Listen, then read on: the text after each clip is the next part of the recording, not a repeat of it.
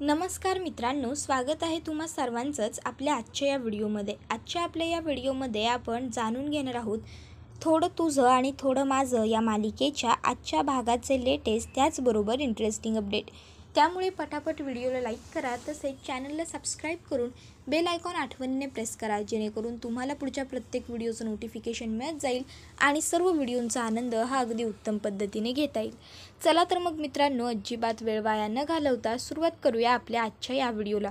तर आता आपण इथे असं पाहतो की गायत्री गीता वहिनीला जे काही बोललेले असते ते सगळं ऐकल्याच्या नंतर सूरजदादा हा बिचारा खूप जास्त नाराज झालेला असतो. पण आता तो कोणालाच काही बोलू शकत नसतो आणि त्यामुळे तो गुपचूपपणे फक्त एकटाच गप्प बसलेला असतो. त्याबरोबर त्या ठिकाणी तेजस आणि मानसी हे दोघंही आलेले असतात.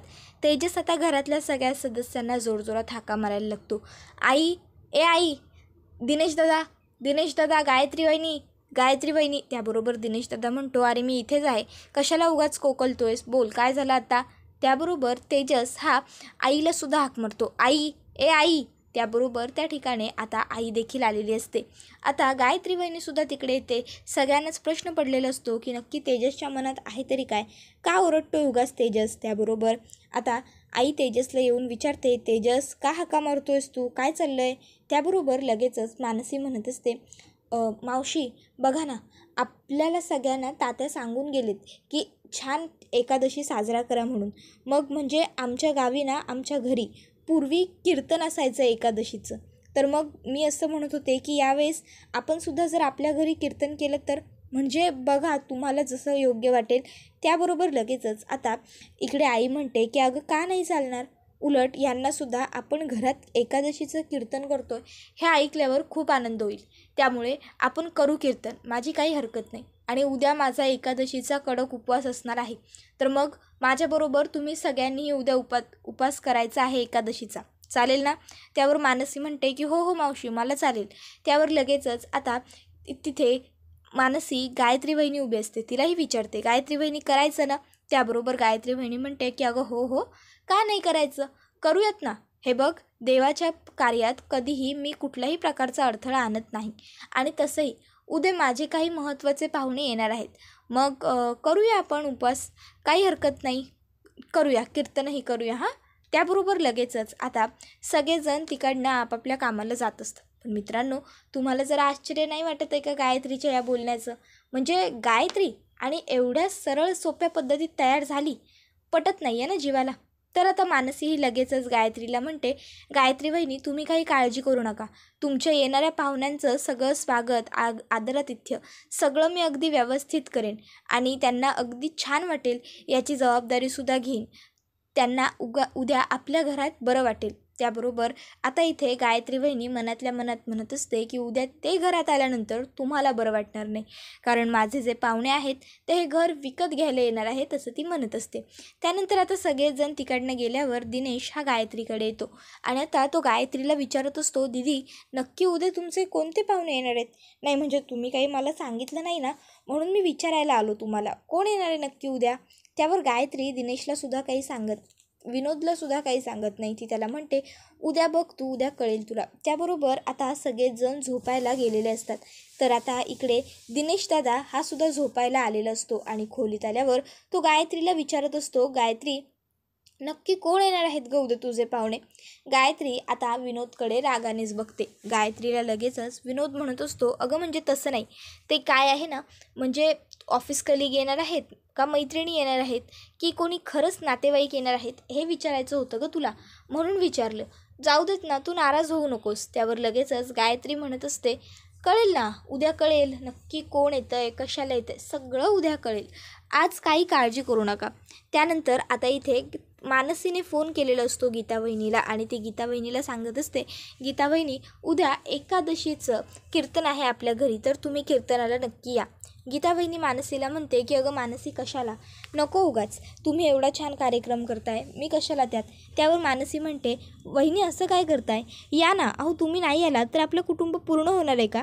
गीता वहिनी म्हणत असते, मानसी अगं गायत्री वहिनींसमोर माझं माप झुकतं आहे, मग मी कसं येऊ. त्याबरोबर मानसी म्हणते, देवाच्या कार्यात सगळ्यांची पारडी सेम असतात वहिनी, आणि त्याला ठरवू देत ना कोणत्या मापावर हात ठेवायचा आणि कोणतं माप जड करायचं आणि कोणतं झुकतं ते. तुम्ही काय ठरवता हे सगळं? उद्या तुम्ही या.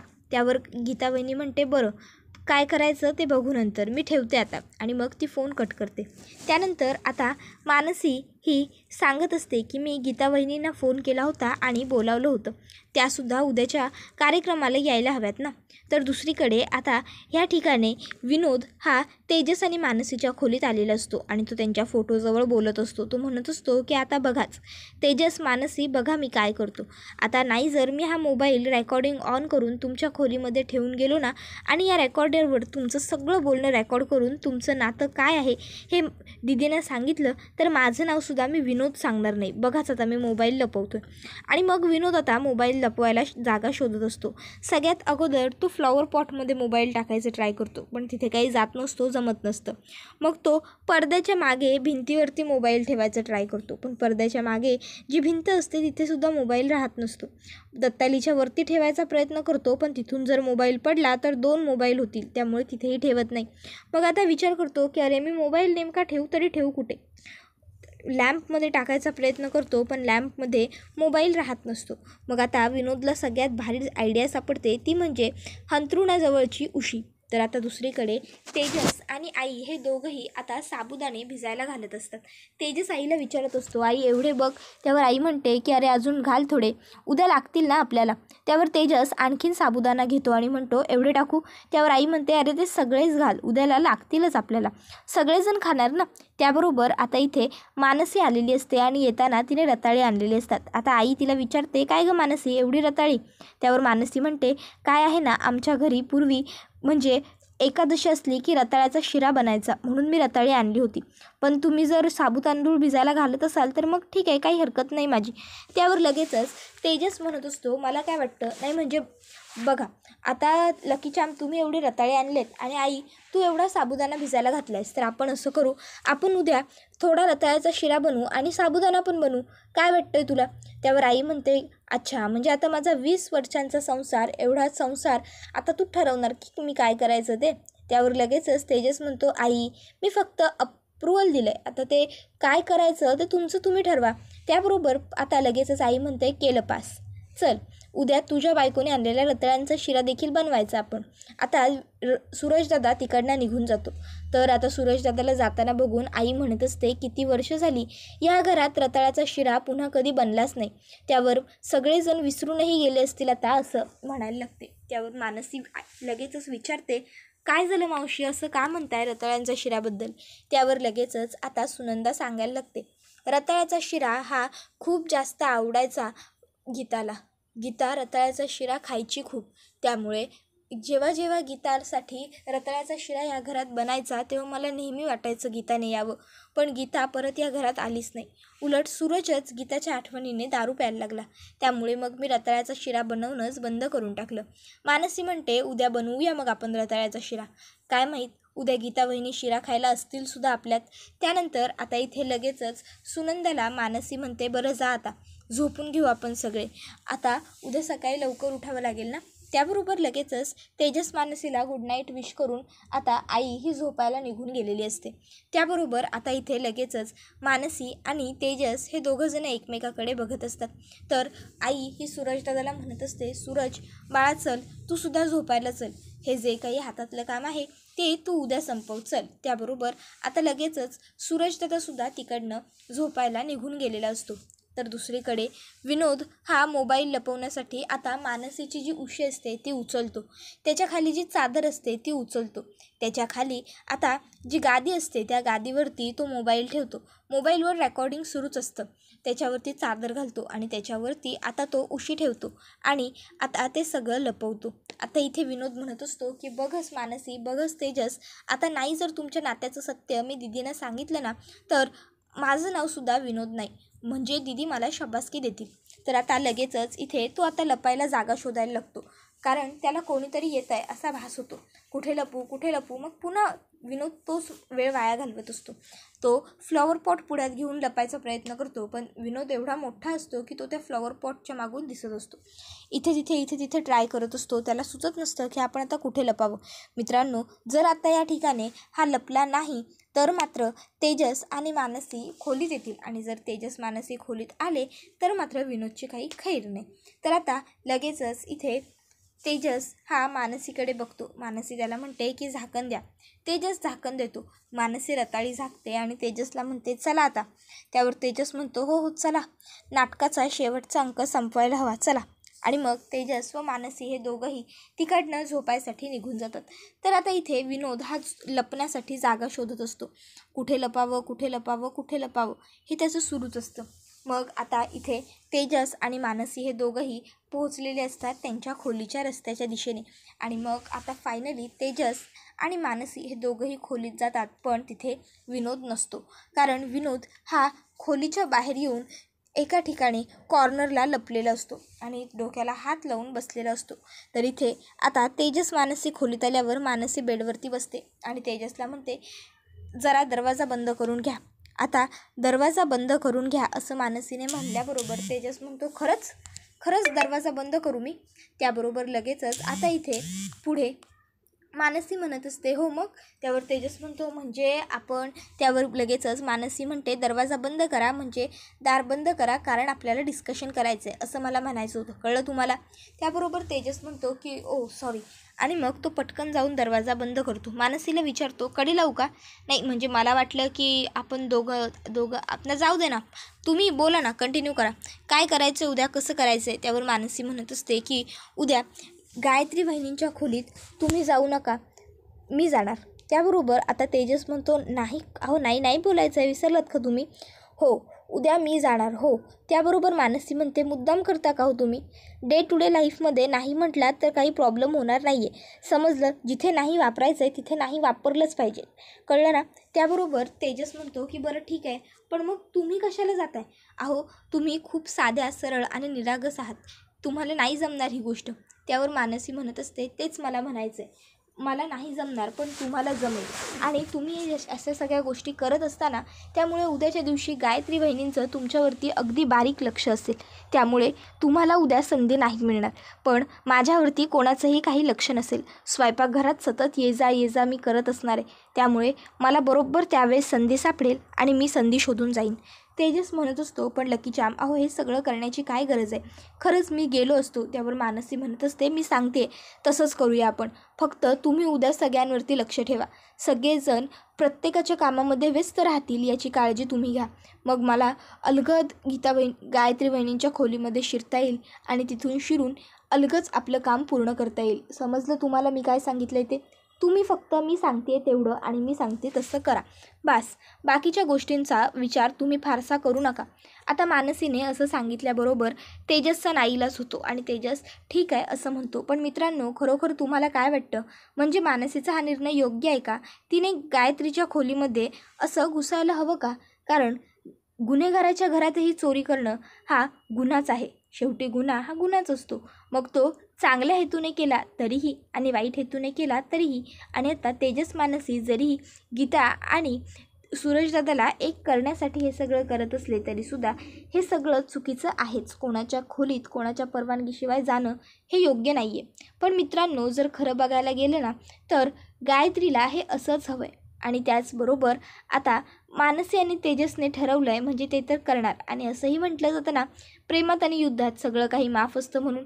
मग आता हे गीता वहिनी आणि सूरजदादाचं प्रेम त्यांना मिळवून देण्यासाठीच तर तेजस आणि मानसी प्रयत्न करत आहेत. मग त्यांना यश मिळणार की नाही, तुम्हाला काय वाटतं ते आम्हाला कमेंट करून नक्कीच सांगा. तर आता इथे विनोदने जो मोबाईल रेकॉर्ड करून ठेवलेला असतो त्याच्यामध्ये रेकॉर्डिंग सुरू असतं. दुसऱ्या दिवशी सूरजदादा हा फुलांच्या माळा लावत असतो. इतक्यात त्या ठिकाणी मानसी आलेली असते. मानसी सूरजदादाला काम करताना पाहते आणि विचारते, सूरजदादा तुम्हाला काही मदत करू का, येऊ का मी. त्यावर सूरजदादा मानसीला म्हणतात की नाही नाही नको, माझं काम मी व्यवस्थित करतोय, होतं चालय. त्यावर मानसी म्हणते नाही म्हणजे एवढं तुम्हाला एकट्याला जमेल ना. त्यावर सूरजदादा म्हणतात की हो गं मानसी, तू काही काळजी करू नको, मी बघ सगळं कसं व्यवस्थित करतो. मानसी म्हणते ठीक आहे. आणि मग ती आता पूजेचं ताट घेऊन पुढे चाललेली असते. इतक्यात तिथे बसलेला तेजस हा विठुरायाची मूर्ती पुसत असतो. तेजस लगेचच मानसीला हाक मारतो आणि म्हणत असतो, लकी चाम, हे काय, मला विचारणार नाही का मला मदत हवी आहे का नको म्हणून? मला सुद्धा विचारा की मला मदत हवी आहे की नको आहे म्हणून. त्याबरोबर लगेचच आता मानसी हसत तेजसला म्हणते, राष्ट्रहित अहो तुम्हाला कशाला मदत. इतक्यात त्या ठिकाणी आता सुनंदा आलेली असते. सुनंदाने तिच्या हाताचा जो पट्टा असतो तो काढलेला असतो. मानसी तो बघते आणि म्हणते, मावशी तुम्ही पट्टा कशाला काढलात, अहो काय गरज होती. तर आता इथे ती तिला सांगत असते की आता मला बरं वाटतंय, हे बघ माझा हात व्यवस्थित हलतोय डुलतोय.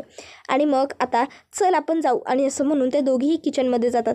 तर दुसरीकडे विनोद हा आळशा सकाळी उठलेला असतो. सकाळी कसलं दुपार होत आलेली असते आणि मगच तो उठलेला असतो, कारण घरातले सगळे सदस्य आपापल्या कामाला लागलेले असतात. तो विचार करतो की अरे हे तेजस आणि मानसी उठले सुद्धा आणि यांच्या कामांना व्यस्त झाले सुद्धा. चला चला चला विनोदराव, हीच योग्य संधी आहे. पटकन जातो आणि माझा मोबाईल घेतो, म्हणजे कसं दीदींना मला रेकॉर्डिंग व्यवस्थित ऐकवता येईल, ह्याची काळजी घे. आता इथे तेजस हा आल्याबरोबर विनोद म्हणतो, अरे तुझी खोली आहे व्हय, मला वाटलं माझी खोली आहे. काय ना रस्ता बदलला आहे ना, त्यामुळे मला कळलं नाही रे. त्यावर तेजस म्हणतो, रस्ता बदलला आपल्या घराचा, कसा काय. त्यावर विनोद लगेचच म्हणायला लागतो, विनोद केला विनोद. आणि तसंही आता सध्या माझं ना एक खूप महत्त्वाचं काम आहे, त्याच्यासाठी माझ्या मोबाईलला चार्जर हवा आहे. म्हणजे ॲक्च्युली काय झालं, माझ्या मोबाईलची चार्जिंग रेट झाली आणि माझी बायको माया ती माझा मोबाईल घेऊन गेली, त्यामुळे मला ना मोबाईल चार्ज करायचा आहे. तर मी बघायला येत होतो तुझ्या खोलीत तुझं चार्जर असेल ना, तो माझ्या मोबाईलला लागतो आहे काय म्हणून. त्यावर तेजस म्हणतो, चार्जर हवा आहे ना, थांब मी घेऊन येतो. त्याबरोबर लगेचच विनोद म्हणतो, अरे नाही नको, कशाला, तुला बाहेर काही कमी कामं आहेत का, तुझ्या कामांचा आटोप कर, मी जाऊन घेतो ना चार्जर. तेजस म्हणतो, नाही नको, कशाला, मी देतो ना आणून. मी जातो करता करता फायनली तेजस त्या ठिकाणून विनोदला हकलवतो आणि स्वतः आतमध्ये खोलीत येतो. त्यानंतर आता खोलीत आल्याच्या नंतर लगेचच तो पहिलं तर मानसी आणि तेजसची जी उशी होती ती बघतो. त्या उशीच्या खाली मोबाईल अगदी व्यवस्थित आणि सेफ होता. मग काय लगेचच आता तो पटकन गायत्रीला हे सगळं आता मी ऐकवणार असं म्हणतो आणि गायत्रीकडे येतो. गायत्री म्हणते, बरं लाव, काय ऐकवायचे तुला ते लाव. मग गायत्रीला ऐकायसाठी आता विनोदने ते रेकॉर्डिंग लावलेलं असतं. गायत्री ते सगळं रेकॉर्डिंग व्यवस्थित ऐकते. त्यानंतर आता ते कॉन्ट्रॅक्ट आलेलेच असतात. मग आता गायत्री लगेचच सगळ्यांची ओळख सांगायला लागते, हे माझे गेस्ट आणि हे आपलं घर हे विकत घेणार आहेत. आता हे ऐकून सगळ्यांनाच खूप मोठा धक्का बसतो. तर ते लगेचच तेजसला उल्लीस धरतात आणि म्हणत असतात की फक्त धमकी द्या, गोळी घालू नका. त्याबरोबर हा व्हिडिओ इथेच संपतो. व्हिडिओ आवडला की व्हिडिओ लाईक करा, तसंच चॅनलला सबस्क्राईब करून बेल आयकॉन प्रेस कराल. त्याबरोबर पुढचा व्हिडिओ येईपर्यंत टाटा बाय बाय, धन्यवाद, take care all of you.